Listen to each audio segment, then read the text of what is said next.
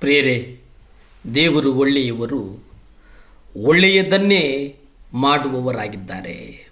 ಕರ್ತನು ತಮ್ಮದೇ ಆದ ಸಮಯದಲ್ಲಿ ಮೋಡಗಳನ್ನು ಚದುರಿಸುತ್ತಾನೆ. ಅಪೊಸ್ತಲ ಕೃತ್ಯಗಳು 1ನೇ ಅಧ್ಯಾಯ 7ರಲ್ಲಿ ನಾವು ನೋಡುವ ಪ್ರಕಾರ ಆತನು ಅವರಿಗೆ ತಂದೆಯು ತನ್ನ ಸ್ವಂತ ಅಧಿಕಾರದಲ್ಲಿ ಇಟ್ಟುಕೊಂಡಿರುವ ಸಮಯಗಳನ್ನು ಕಾಲಗಳನ್ನು ತಿಳಿದುಕೊಳ್ಳುವುದು ನಿಮಗೆ ಸಂಬಂಧಪಟ್ಟದ್ದಲ್ಲ.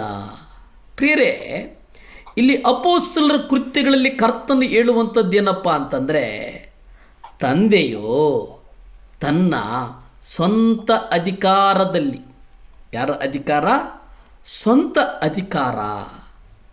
ಆತನು ಸಮಯಗಳನ್ನು ಕಾಲಗಳನ್ನು ತಿಳಿದುಕೊಳ್ಳುವುದು ನಿಮಗೆ ಸಂಬಂಧಪಟ್ಟದ್ದಲ್ಲ. ಇಲ್ಲಿ ಗಮನಿಸಿ,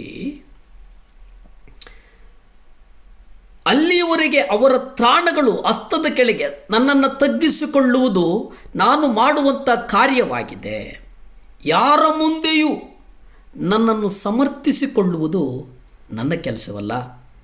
ಒಮ್ಮೆ ನಾನು ಹೀಗೆ ಮಾಡಲು ಪ್ರಾರಂಭಿಸಿದರೆ ಆಗ ಬೇರೆ ಏನನ್ನೂ ಮಾಡಲು ಸಮಯವಿರುವುದಿಲ್ಲ.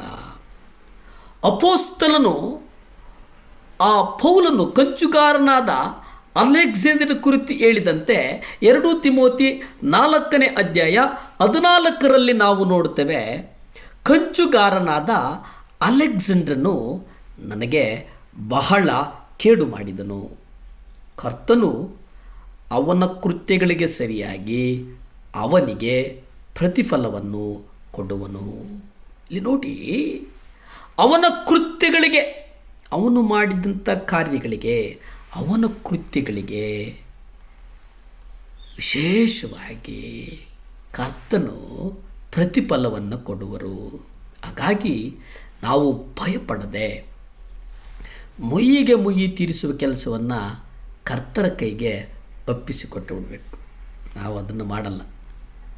ಮುಯ್ಯಿಗೆ ಮುಯ್ಯಿ ನಾವೇ ನಿಂತುಕೊಳ್ತೇವೆ. ಆದರೆ ಕರ್ತನ ವಾಕ್ಯ ಏನು ಹೇಳ್ತದೆ ನೋಡಿ, ರೋಮಪತ್ರಿಕೆ 12ನೇ ಅಧ್ಯಾಯ 19 ನೀವು ನೋಡಿ, ಅತಿ ಪ್ರಿಯರೇ, ನೀವೇ ಮುಯ್ಯಿಗೆ ಮುಯ್ಯಿ ತೀರಿಸದೆ ಶಿಕ್ಷಿಸುವುದನ್ನು ದೇವರಿಗೆ ಬಿಟ್ಟುಬಿಡಿ. ನಮ್ಮ ಬದುಕಲ್ಲಿ ಯಾರಾದರೂ ಕೇಡು ಮಾಡಿದ್ರಾ? ಯಾರಾದರೂ ಹಿಂಸೆ ಮಾಡಿದ್ರಾ? ಯಾರಾದರೂ ತೊಂದರೆ ಕೊಟ್ಟಿರ್ತಾರೆ. ಅದನ್ನು ಕರ್ತನ ಸಮ್ಮುಖಕ್ಕೆ ಒಪ್ಪಿಸಿಬಿಡೋಣ. ನಾವು ತೀರ್ಪು ಮಾಡುವುದಾಗಲಿ, ನಾವು ಆಲೋಚನೆ ಮಾಡುವುದಾಗಲಿ ಅದು ಮಾಡುವುದು ಬೇಡ. ಕರ್ತನ ವಾಕ್ಯ ಹೇಳ್ತದೆ, ಮುಯ್ಯಿಗೆ ಮುಯ್ಯಿ ತೀರಿಸುವುದು ನೀನು ಬೇಡ. ಅತಿ ಪ್ರಿಯರೇ, ನೀವೇ ಮುಯ್ಯಿಗೆ ಮುಯ್ಯಿ ತೀರಿಸದೆ ಶಿಕ್ಷಿಸುವುದನ್ನು ದೇವರಿಗೆ ಬಿಡಿರಿ.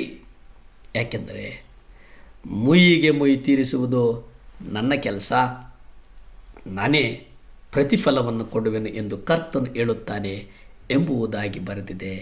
ಪ್ರಿಯರೇ, ದೇವರಿಗೆ ಎಲ್ಲ ಸಂಗತಿಗಳನ್ನು ಒಪ್ಪಿಸುವುದು ಅತ್ಯುತ್ತಮವಾದದ್ದು.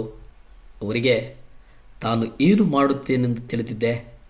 ಪ್ರತಿಯೊಂದನ್ನು ಅವರು ತಮ್ಮ ನಿಯಂತ್ರಣದಲ್ಲಿ ಇರಿಸಿಕೊಂಡಿದ್ದಾರೆ. ಅವರು ಬಂಡೆಯನ್ನು ನಮ್ಮನ್ನು ಕೆತ್ತಿ ಯೇಸುವಿನ ಸಾರೂಪ್ಯ ರೂಪವುಳ್ಳ ಕೆತ್ತನೆಯಾಗಿ ತಯಾರಿಸುತ್ತಾರೆ. ಬಂಡೆಯ ಕೆಲವು ಭಾಗಗಳು ಬಹಳ ಗಡುಸಾಗಿವೆ.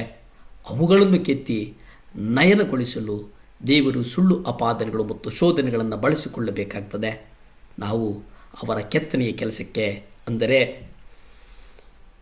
ಅವರ ತಿದ್ದುಪಾಟಿಗೆ ನಮ್ಮನ್ನು ನಾವು ಒಪ್ಪಿಸಿಕೊಟ್ಟರೆ ಅಂತ್ಯದಲ್ಲಿ ನಾವು ಕ್ರಿಸ್ತನ ಸಾರೂಪ್ಯವುಳ್ಳ ಮತ್ತು ಆತ್ಮಿಕ ಅಧಿಕಾರವುಳ್ಳ ಮನುಷ್ಯರಾಗಿ ತಯಾರಾಗ್ತೇವೆ. ಪ್ರಾರ್ಥಿಸಿಕೊಳ್ಳೋಣ. ಭೂಮಿ ಆಕಾಶಗಳನ್ನು ಉಂಟು ಮಾಡಿದಂಥ ಸರ್ವಶಕ್ತನಾದಂಥ ದೇವರ ಸ್ತೋತ್ರಪ್ಪ. ಅಪ್ಪ, ಒಪ್ಪಿಸಿಕೊಡ್ತೇನೆ ಸ್ವಾಮಿ. ದೇವಾ, ಯೇಸುವೇ ಸಹಾಯ ಮಾಡು ಸ್ವಾಮಿ. ದೇಪ್ಪ, ನಮ್ಮ ಕುಟುಂಬಗಳನ್ನು ನಿಮ್ಮ ಪಾದದಲ್ಲಿಟ್ಟು ಪ್ರಾರ್ಥಿಸ್ತೇನೆ ಸ್ವಾಮಿ. ಯಾರ್ಯಾರು 7 ಲ್ಯಾಬ್ ಚಾನಲ್ ನೋಡ್ತಾ ಇದ್ರು ಅವರೆಲ್ಲರ ಕುಟುಂಬಗಳು ನಿಮ್ಮ ಪಾದದಲ್ಲಿಟ್ಟು ಪ್ರಾರ್ಥಿಸ್ತೇನಪ್ಪ. ಅಪ್ಪ, ಕುಟುಂಬಗಳನ್ನು ಕಟ್ಟು ದೇವರೇ, ಕುಟುಂಬಗಳನ್ನು ನೆಡು ಸ್ವಾಮಿ, ಕುಟುಂಬಗಳನ್ನು ಬಲಪಡಿಸಪ್ಪ. ಎಸಪ್ಪ, ಕುಟುಂಬಗಳು ದೇವರೇ ಸಭೆಗೆ ಬರುವ ಒಂದು ಕೃಪೆ ಕೊಡು ಸ್ವಾಮಿ. ಒಟ್ಟಾಗಿ ಸಭೆಗೆ ಬರುವ ಕೃಪೆ ಕೊಡಪ್ಪ. ಆಶೀರ್ವದಿಸು. ಯೇಸುವಿನ ನಾಮದಲ್ಲಿ ಬೇಡ್ತೇನೆ ತಂದೆ. ಆಮೇನ್.